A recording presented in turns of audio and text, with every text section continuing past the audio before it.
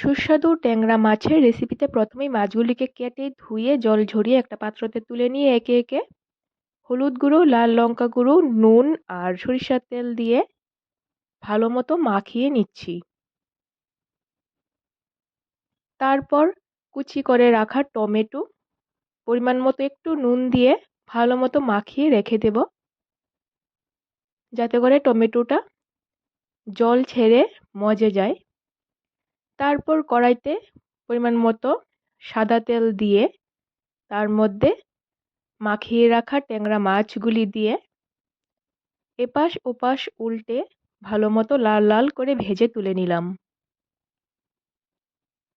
তারপর আরেকটু পরিমাণে সর্ষের তেল দিয়ে তার মধ্যে পেঁয়াজ কুচি, টমেটো কুচি, হলুদ গুঁড়ো, লাল লঙ্কা গুঁড়ো, জিরা গুঁড়ো, ধনিয়া গুঁড়ো, নুন, চেরা কাঁচা লঙ্কা দিয়ে ভালো মতো কষানো হয়ে গেলে পরিমাণ মতো ঝোল দিয়ে ঝোলটা গরম হয়ে গেলে ভাজা ট্যাংরা মাছগুলো দিয়ে একটু রান্না করে নিয়ে উপর দিয়ে বিলেতি ধনিয়া পাতা ছড়িয়ে দিয়ে নামিয়ে নিলাম। টক ঝাল ট্যাংরা মাছের ঝোল। আর কালারটা দারুণ এসেছে, খেতেও কিন্তু দারুণ হয়েছে। ভিডিওটা ভালো লাগলে লাইক করে দিও।